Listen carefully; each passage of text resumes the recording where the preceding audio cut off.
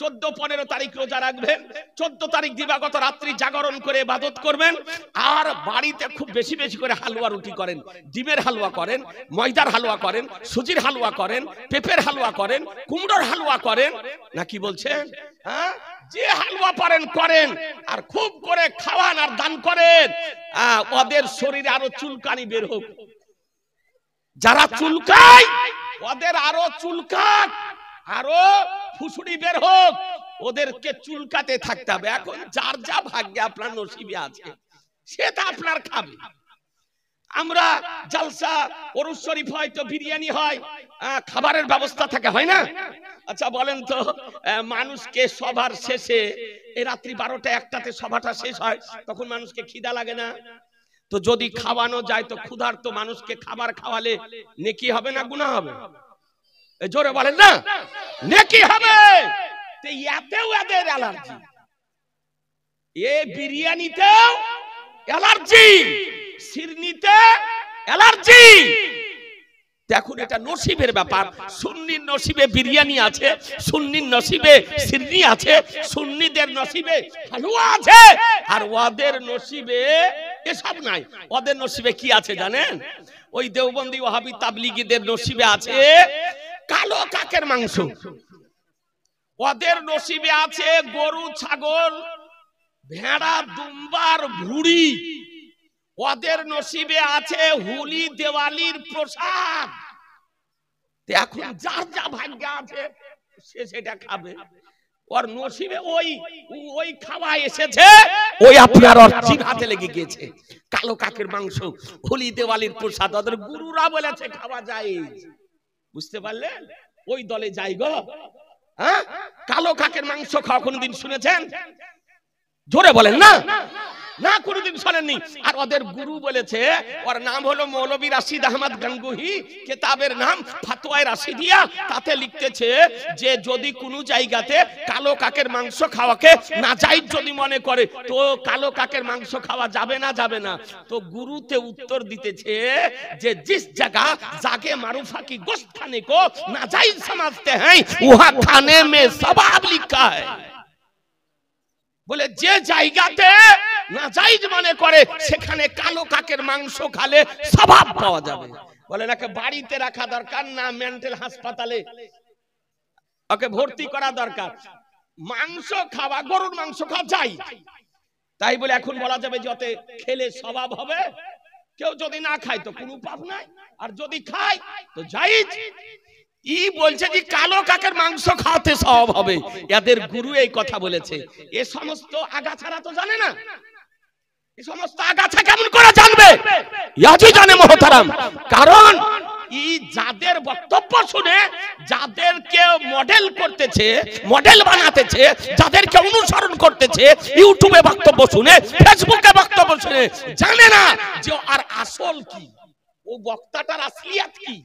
और मुसलमानी हवा व्यक्ति ना बिना मुसलमानी हवा व्यक्ति, यारी तो परिचय जाने ना। আজি জানে মোহতারাম, আপনাদেরকে বলবো আলহামদুলিল্লাহ আমাদের ভাগ্যে বিরিয়ানি রেখেছে, সিরনি রেখেছে, হালুয়া রেখেছে।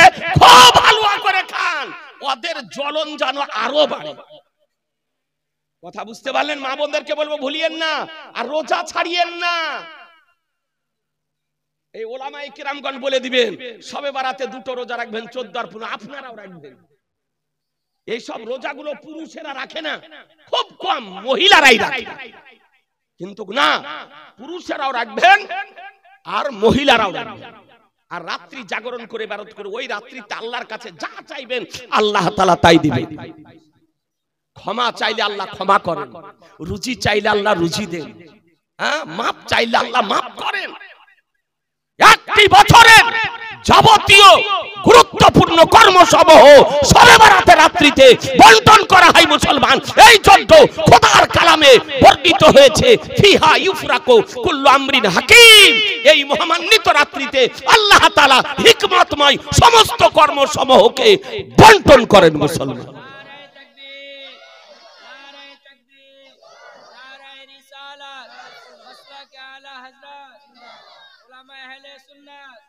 সুতরাং শবে বারাত খুব পালন করুন। কথা বুঝতে পারলেন? জি, এর উপরে থাকতে হবে। তো আমরা এগুলো করি। সৃষ্টি জগতের মধ্যে শ্রেষ্ঠ হচ্ছে মানব জাতি। কি জাতি? জোরে বলেন। আর শ্রেষ্ঠ কালাম হচ্ছে আল্লাহর কালাম কোরআন শরীফ। বিশ্বাস করেন না? করেন না? এই জোরে বলেন না করে। কোরআন শরীফের কেউ যদি অবমাননা করে, তাওহীন করে, অসম্মান যদি করে, তো সঙ্গে সঙ্গে কাফের হয়ে যাবে, ঈমান নষ্ট হয়ে যাবে, ইসলাম থেকে বেরিয়ে যাবে। কেউ যদি নামাজকে অস্বীকার করে, নামাজকে তাচ্ছিল্য করে, নামাজকে অমান্য করে, নামাজকে নিয়ে হাসি ঠাট্টা যদি করে, তবে সঙ্গে সঙ্গে কাফের হয়ে যায় মুসলমান। নামাজ বলেন, রোজা বলেন, যাকাত বলেন, হজ বলেন, এগুলি নিয়ে কেউ যদি তাচ্ছিল্য করে, অস্বীকার করে, ফরজ যদি না মানে, এ বেরাদার ইসলাম ঠাট্টা হাসি মজাক যদি করে, এ বেরাদার তাওহীন করার কারণে সঙ্গে সঙ্গে সে কাফের হয়ে যাবে। সুতরাং মা বোনদেরকে বলবো, আপনাদেরকে বলবো, যে জীবনে কোনোদিন নামাজ, রোজা, যাকাত, হজ, কোরআন শরীফ, হাদিস শরীফ এই সমস্ত বিষয় নিয়ে কোনোদিন তাচ্ছিল্য করবেন না, অপমান এর করবেন না, এর তাওহীন করবেন না, অসম্মান করবেন না। এ বেরাদারের সম্মান করবেন, প্রাণ থেকে বিশ্বাস করবেন ফরজ বলে, এ বেরাদার তবে কোনোদিন জান্নাতে যাওয়ার আশা থাকবে। কিছু গাঁজারি বেরিয়েছে, আপনার চুল কাটে না, মুছ কাটে না, এরকম প্রায় এলাকাতে আপনার বেরিয়েছে। আর সকাল হলে ডুব গিলিয়ে বসে গেল, আপনার ডুক ডুক ডুক ডুক করে আপনার বাজায়। আমরা হক কথা বলা ব্যক্তি, স্পষ্টবাদী ব্যক্তি, এই জন্য অনেক মানুষ আমাদের উপরে চটে বেরাদার। যেটা হক কথা সেটা আমরা বলি। তো চুল কাটে না, মহিলাদের মতন চুল রেখে দিয়েছে, মুছ কাটে না, পানি পান করে, তুমি মুছকে এরকম করে উঠিয়ে ওকে পানি পান করতে। আর গাঁজা খেয়ে খেয়ে বুঝাচ্ছেন, মুছের রং পাল্টে দিয়েছে, মনে হচ্ছে ভেড়াতে পেশাব করে দিয়েছে। এই রকম লোক গাঁজা নিয়ে কারবার, আবার বলছে ফকির।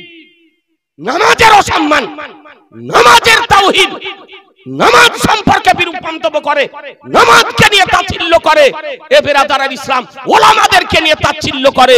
জেনে রাখবেন যে যদি নামাজের এই রকম ব্যক্তি অসম্মান যদি করে, জেনে নেবেন সে ব্যক্তি মুসলমান নয়, সে ব্যক্তি হলো অমুসলমান, পাকা ভণ্ড মুসলমান। মনে থাকবে না? জি, খুব সাবধান। শরীয়ত খুব কঠিন জিনিস। তো মানুষ হলো শ্রেষ্ঠ জাতি। এই মানুষ যদি আল্লাহর বাণী, ঐশী বাণী, মহাবাণী, খোদার বাণী, কোরআন শরীফ যদি পাঠ যদি করে, তার সওয়াব যদি ওই মৃত ব্যক্তি রুহের নিকটে যদি পৌঁছায়, তো উপকৃত হবে না? এই জোরে বলেন না, হবে না? জি হবে। যদি দানের স্বভাবে উপকার যদি হয়, টাকা দান করলেন, জমি দান করলেন, তার সওয়াব যদি মৃত ব্যক্তির রুহের নিকটে পৌঁছে, আর আপনি কোরআন শরীফ তেলাওয়াত করে তার সওয়াব যদি রুহের নিকটে পৌঁছান, তো তার সব পৌঁছাবে না? উপকার হবে না? আজিজানে মোহতারাম, আপনাদেরকে একটা হাদিস শরীফ শোনাই, বেশি নয়, একটা হাদিস শরীফ। আজিজানে মোহতারাম, জামান নবী পাক সাহেবে লাউলাক সাল্লাল্লাহু তাআলা আলাইহি সাল্লাম কি বলেছেন? এরা তো আপনাকে প্রথমেই বলেছি যে হাদিস সম্পর্কে জ্ঞান নেই আপনার। আজিজানে মোহতারাম, বুখারী শরীফ বোঝা তো সহজ। এই বুখারী শরীফ বুঝার জন্য 12-14 বছর করে পড়ার দরকার, তারপরেও বোঝা যায় না। ইয়ার না লেখা পড়া করি আপনার বুখারী বুখারী করে চিৎকার করছে গো। ই আনাড়ি তো আনাড়ি, ওর বাপ পর্যন্ত বুখারী চোখে দেখেনি। ব্রাদারান ইসলাম, যদি বুখারী শরীফ খুলে দেওয়া হয়, তো বুখারী শরীফের এক পাতা তো দূরের কথা, একটা হাদিস পড়ার ক্ষমতা। এতে জের জাবার পেশ জদম তাসদিদ কিছু নাই। আরবি ব্যাকরণের উপর পাণ্ডিত্য থাকলে গা ও আপনার পড়তে পারবে, তাছাড়া পারবে না। একটা হাদিস শরীফ শুনেন, বুখারী শরীফ প্রথম খণ্ড 181 182 পৃষ্ঠা, কিতাবুল জানাইজ, বাবুল জারিদে আলাল কবরি, হাদিস নাম্বার 1361, 1361 হাদিস নাম্বার। আজিজানে মুহতারাম, হাদিসের রাবি বর্ণনা করেন, আন ইবনে আব্বাসিন ক্বালা মাররা নবী সাল্লাল্লাহু তাআলা আলাইহি ওয়াসাল্লাম বিকবরাইনি ইউআদাবানি ফাকালা ইন্নাহুমা লা ইউআদাবানি ওয়া মা ইউআদাবানি ফি কাবীরিন আম্মা হাদুহুমা ফাকানা লা ইস্তাতিরু মিনাল বাউলি ওয়া আম্মাল আখারু ফাকানা ইয়ামসি বিন নামিমা সুম্মা খাদা দারিদাতান রাতাবাতান ফাসাক্কাহা বিনিসফাইনি সুম্মা গারাজা ফি কুল্লি কবরিন ওয়াহিদাতিন ফাকালু ইয়া রাসূলুল্লাহ লিমা সানাতা হাদা ফাকালা লাআল্লাহু আন ইউখাফফিফা আনহুমা মা লাম ইয়াইবাসা। একবার সুবহানাল্লাহ বলেন, জোরে বলেন। হাদিসের রাবি বাংলা অনুবাদ শুনেন, আব্দুল্লাহ ইবনে আব্বাস রাদিয়াল্লাহু তাআলা আনহু থেকে বর্ণিত যে রাসূলুল্লাহ সাল্লাল্লাহু তাআলা আলাইহি ওয়াসাল্লাম এমন দুটি কবরের পার্শ্বে দিয়ে যেতেছিলেন যে কবর দুটিতে আযাব হতেছিল। এমন কবরের পার্শ্বে দিয়ে যেতেছিলেন যে কবর দুটিতে আযাব হতেছিল। আচ্ছা বলুন মুসলমান, কোন কবরে আযাব হচ্ছে, শাস্তি হচ্ছে, আর কোন কবরে শান্তি হচ্ছে দেখা যায়? এই জোরে বলেন না, দেখা যায়। রাডার ফিট করে দেখা যাবে, মেশিন লাগিয়ে দেখা যাবে, যন্ত্র লাগিয়ে দেখা যাবে। জি না এ বেরাদার, আজকে কবরের শাস্তিও দেখা যায় না, শান্তিও দেখা যায় না, কিন্তু নবী কার নাম, পয়গম্বর কার নাম, রাসূল কার নাম, যে পয়গম্বর জমিনের উপরে দাঁড়িয়ে কসম খোদার জমিনের নিচের শাস্তি ও শান্তিকে দর্শন করেন মুসলমান। শাস্তিকেও দর্শন করেন, শান্তিকেও দর্শন করেন, উপর থেকে জমিনের নিচের সংবাদ দিতেছে আমার পয়গম্বর। বলে কবর দুটিতে আযাব হতেছে, নবীর দর্শন শক্তি। এই নবীকে দর্শন শক্তি কে দিয়েছেন? এই জোরে বলেন আল্লাহ। তো এই মুল্লার পেটে ব্যথা হবে কেন? এ ক্ষমতা দিয়েছেন আল্লাহ, আর এই মুল্লার পেটে ব্যথা। কিছু ব্যক্তি আছে নবীর শান যদি বর্ণনা করেন তো শুনতে পারে না, সহ্য করতে পারে না, ধৈর্য ধরতে পারে না, ওর শরীরে আপনার জ্বালা শুরু হয়ে যায়, সভা থেকে উঠে চলে যায়। বহু জায়গাতে দেখছি আপনার। আচ্ছা আপনি নবীকে যদি ভালোবাসেন, নবীর আলোচনা শুনতে ভালো লাগবে না? এই জোরে বলেন না। আর যদি নবীকে ভালো না বাসেন, নবীর সঙ্গে হিংসা বিদ্বেষ থাকে, তাহলে নবীর আলোচনাতে আপনার গায়ে জ্বালা করবে। যেমন নবীর আলোচনা শুনে আবু জাহালের শরীরে জ্বালা করত, আবু বকর সিদ্দিক সন্তুষ্ট হতেন। এ মুসলমান, বুঝা গেল যারা নবীর আলোচনা শুনতে ভালোবাসেন তারা আজকে সাহাবায়ে কেরামের দলের লোক, আর যারা নবীর আলোচনা শুনে বিরক্তি বোধ করে, নবীর আলোচনা আজকে শুনে তাদের শরীরে জ্বালা করে, জেনে নিতে হবে তারা আবু জাহালের দলের লোক, আবু জাহালের দলের লোক। এবার বলুন, যদি আবু জাহালের দলের লোক হয় তাকে সমর্থন করা যাবে? এই জোরে বলেন না। ওর পিছনে নামাজ পড়া যাবে, ওর সঙ্গে সমাজ করা যাবে, ওর সঙ্গে আত্মীয়তা করা যাবে, ওর সঙ্গে সম্পর্ক রাখা যাবে। জেনে মুসলমান জেনে নিতে হবে যে আবু জাহালের দলের লোক এই রকম ব্যক্তিকে সমর্থন করা, তার সঙ্গে আত্মীয়তা রাখা, তার পিছনে নামাজ পড়া, তার সঙ্গে সম্পর্ক রাখা, তাকে আপনার সমাজে নিয়ে চলা শরীয়তের বিধানে হারাম লিখা আছে। শরীয়তে হারাম লিখা আছে। আপনাদেরকে সজাগ হতে হবে। আমার নবীর কি শান, জমিনের উপর থেকে জমিনের নিচের সংবাদ দিচ্ছে। আমার দয়ার নবী বলেন যে হ্যাঁ এই দুজনের কবর আযাব হচ্ছে, কিন্তু কোনো বড় গুনার কারণে না। আযাবের সংবাদ দিলেন, তারপরে বলছেন কোনো বড় গুনার কারণে নয়, তবে হ্যাঁ গুনাহ। কি গুনাহ? একজন ব্যক্তি পেশাবের ছিটা থেকে পরহেজ করত না, পেশাবের ছিটা থেকে পরহেজ করত না, বাঁচত না, পেশাব করত, পেশাবের ছিটা শরীরে লাগতো, কাপড়ে লাগতো, এই কারণে তার কবরে আযাব হচ্ছে। তা হাদিস থেকে জানা গেল কি, যে যদি পেশাবের ছিটা থেকে পরহেজ যদি না করেন তাহলে কি হবে? কবরে আযাব হবে। আর দ্বিতীয় ব্যক্তি সম্পর্কে আমার রাসূলুল্লাহ বলেন যে এই ব্যক্তি ছিল চুগলখোর। কি জোরে বলেন না? চুগলখোর ছিল, এই জন্য তার কবরে আযাব হতেছে। তো একজন পেশাব থেকে পরহেজ করতো না, তার জন্য আযাব। আর দ্বিতীয় ব্যক্তি চুগলখোর ছিল, তাই তার কবরে আযাব। আমার দয়ার নবী, মায়ার নবী, রহমতের নবী, রাহমাতুল লিল আলামিন নবী, করুণার নবী, নবী আমার একজন সাহাবীকে বলেন, সাহাবী কবর দুটোতে আযাব হচ্ছে, এরা কষ্ট পাচ্ছে, এক কাজ করো, সামনে গাছ দেখতেছো?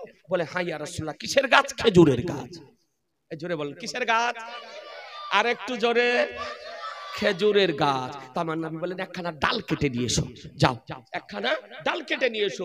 তো সাহাবী গেলেন, একখানা ডাল কেটে নিয়ে আসলেন। ডাল কেটে নিয়ে আসার পর নবী আমার খেজুরের ডালখানাকে দুই ভাগে বিভক্ত করে দুই কবরের উপরে গেড়ে দিলেন।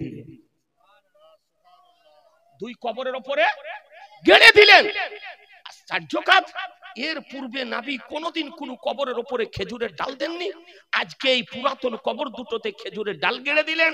তো সাহাবায়ে কেরাম বলেন, দেবা সানাতা হাজা, ইয়া রাসূলুল্লাহ আপনি এই কর্ম কেন করলেন? এর পূর্বে তো কোনদিন করেননি। তো আমার নবী বলতেছেন, এ সাহাবীগণ শোনো, আমার ভরসা, আমার আশা, আমার উম্মিদ, যেই খেজুরের ডাল দুখানা যতক্ষণ না শুকাবে তাদের জিকির ও আজকার তাসবিহ ও তাহলিল করার ফলে এদের কবরের আযাবকে আল্লাহ হালকা করে দিবে। এই জোরে বলেন না মুসলমান। তাহলে বোঝা গেল কি, আল্লাহর নবী বললেন যে গাছ থেকে ডালকে আলাদা করে দেওয়া হয়েছে।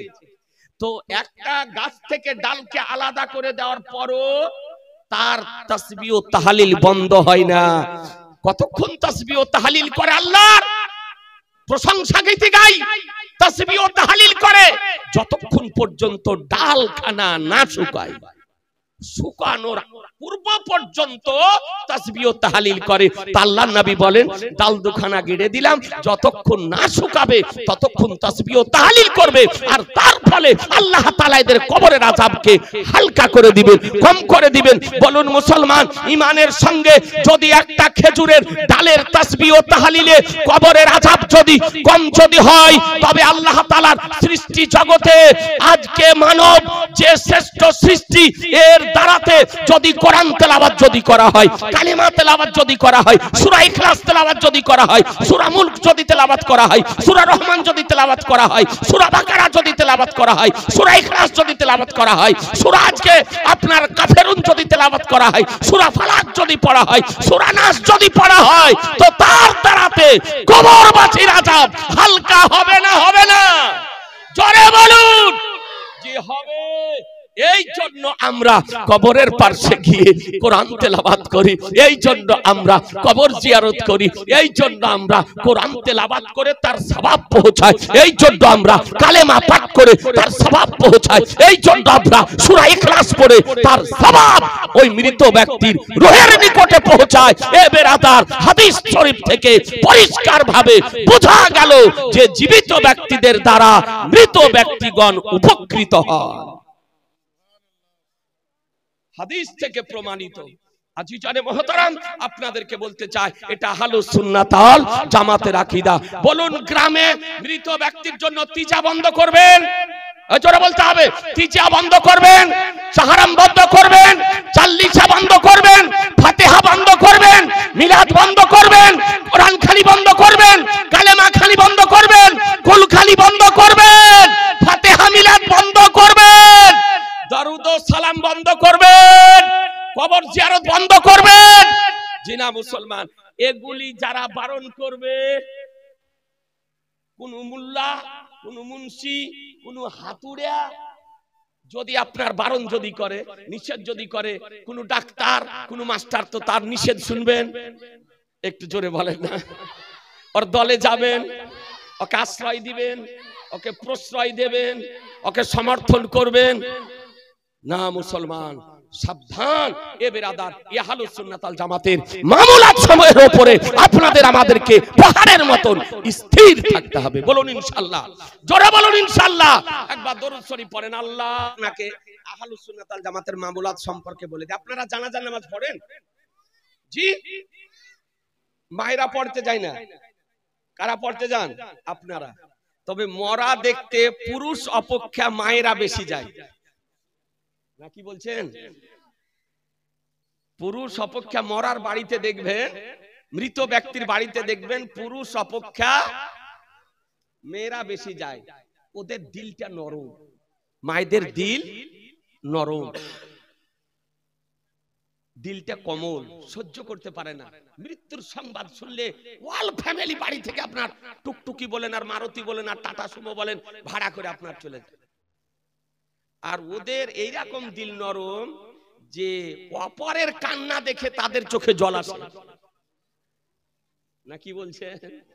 এমনও লোক আছে যে বাবা মারা গেল, মা মারা গেল, এমন পুরুষ আছে যে ওর চোখে জল আসে না। হ্যাঁ, কিন্তু প্রতিবেশী গ্রামবাসীও যদি কেউ মারা যায় তো দেখবেন সে অন্য মহিলার চোখে জল চলে আসে, ও কাঁদছে। এটা অটোমেটিক আপনার যে বাবা মা আত্মীয় স্বজন কোন মহব্বতের মানুষ যদি মারা যায় তো চোখে তো জল আসবে, ছেলে মেয়ে যদি মারা যায় চোখে তো জল আসবে, হৃদয় বিগলিত হয়ে অশ্রু প্রবাহিত। তবে মা বোনদের কিছু অভ্যাস আছে, ওটা বারণ বলে দিই। সেটা হচ্ছে এই যে বিনিয়ে বিনিয়ে কান্না করা, সিরিয়াল করে কান্না করা। আমাকে খেতে দিবে কে, পড়তে দিবে কে, দেখবে কে, অমুকের বাপ মিষ্টি আনবে কে, আপেল আনবে কে। হ্যাঁ, এই যে ধরালেন সুর করে লাগলো আপনার। হ্যাঁ, আর পার্শ্বে থেকে মেয়ে বলে চুপ চুপ চুপ, কাঁদিস না, চুপ। বুঝলেন? এই কান্না নুহা করে কান্না করা, তারপরে মাটিতে হাত মারা, মাটিতে হাত মারা, তারপরে চুল নুচা, তারপরে চেহারাতে মারা, তারপরে বুক থাপড়ানো, এইরকম করে কান্না করা, একে বলে নুহা করে কান্না করা। কথা বুঝতে পারলেন? এই নুহা করে কান্না করা হারাম। বাপের জন্য হোক, মায়ের জন্য হোক, ছেলের জন্য হোক, মেয়ের জন্য হোক, স্বামীর জন্য হোক, এইরকম নুহা করে কান্না করা যাবে না। মারা গিয়েছে বাবা মা, স্বামী, শ্বশুর, শাশুড়ি, ছেলে মেয়ে, স্বামী মারা গিয়েছে, আঘাত তো লাগবে, কলিজা তো আপনার চোট লাগবে, আপনার চোখ দিয়ে জল বের হবে, কাঁদবেন। কিন্তু তাই বলে কান্না তো আপনার কেউ বন্ধ করতে পারবে না, পারবে? এটা তো অটোমেটিক। আপনার যে একটা ব্লাডের যে সম্পর্ক, রক্তের যে সম্পর্ক, তার ফলে তো চোখে জল আসবে, বাধা কেউ দিতে পারবে না। কিন্তু তাই বলে নুহা করে কান্না করা যাবে না, ওটা হারাম। নুহা করে কান্না করা কি? মা বোনেরা, এই জালসা জীবনে থেকে মশলা শুনে রাখেন, জীবনে কোনোদিন এইরকম করে কান্না করবেন না, মাটি থাপড়াবেন না, বুক থাপড়াবেন না, তারপরে চুল নচবেন না, এইভাবে কান্না করবেন। তারপরে সিরিয়াল করে করবেন না। রুজির মালিককে, জোরে বলেন, রুজির মালিককে? জন্ম দিয়েছেন কে? সৃষ্টি করেছেন কে? আল্লাহ। হায়াত মাউত দিয়েছেন কে? আল্লাহ। এ বেরাদারান ইসলাম, সুতরাং যদি আপনার যত বড়ই বিপদ আসুক আপনি আল্লাহর উপরে ভরসা রাখুন। নাকি বলছেন?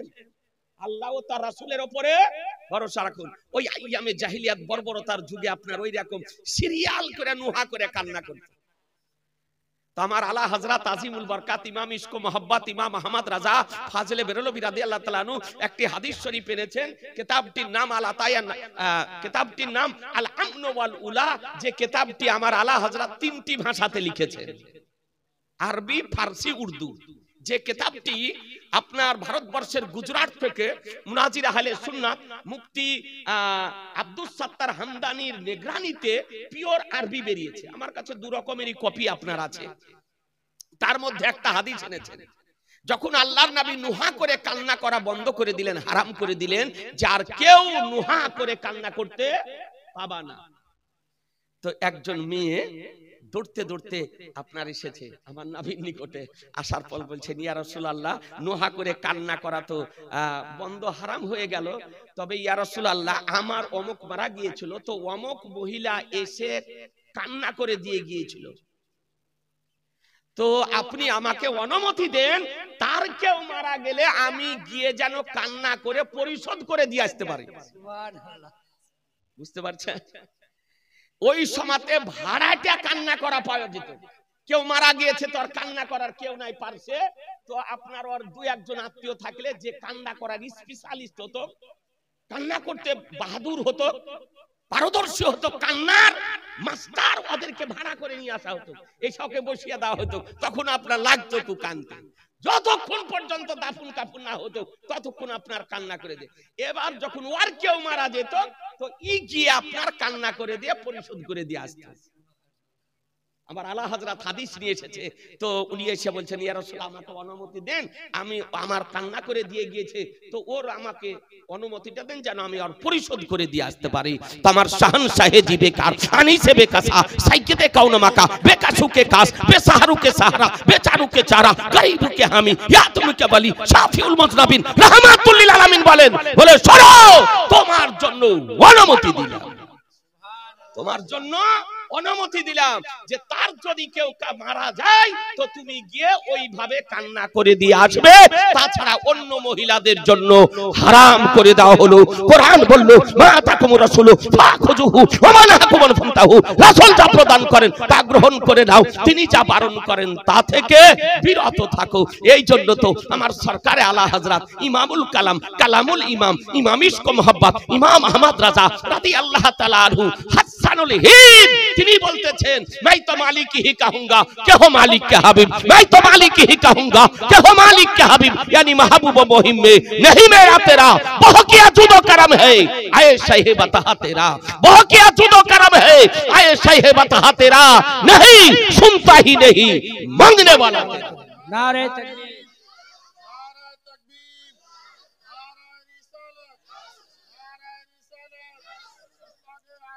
जिंदाबाद, ताजुस शरिया ताजुस शरिया, उलमाए अहले सुन्नत, नारा तकबीर, नारा रिसालत, या রাসূলুল্লাহ। সুতরাং মা বোনদেরকে বলবো, এই জালসা জীবন থেকে কিছু শিখেন, কিছু শিখেন দু একটা। এই জন্যই জালসা জীবনের ব্যবস্থা করা, কিছু শিখার জন্য, বাস্তবে কিছু জানার জন্য, শিখার জন্য এই জালসা জীবনীগুলো করা হয়। কিন্তু তবুও আজকাল আপনার এই ধরনের মানসিকতাটা মানুষের নেই। মানুষ চাইছে যে শুধু নাত শরীফ, গজাল, মানকাবাদ, সুরটা হলেই হলো, এটাই মানুষ চাইছে, মা বোনেরা ওটাও চাইছে।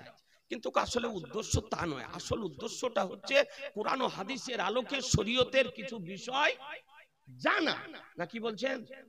এর জন্য জালসাটা করা। আপনি জীবনী শুনবেন, দিয়ে আপনাকে মডেল বানাতে হবে, জীবনে বাস্তবায়িত করতে হবে, বাস্তবে রূপান্তরিত করতে হবে। যদি বাস্তবায়ন যদি করতে পারেন, তবেই আপনার এই জীবন সার্থক হবে মুসলমান। তো মা বোনদেরকে বলবো, মা, মৃত ব্যক্তির বাড়িতে আপনারা যাবেন, দেখবেন, চোখে জল আসবে, কিন্তু কই ভাবে বিনিয়ে বিনিয়ে যেন কান্না না হয়। কেউ যদি কান্না করে আপনারাও বারণ করবেন। কথা বুঝতে পারলেন?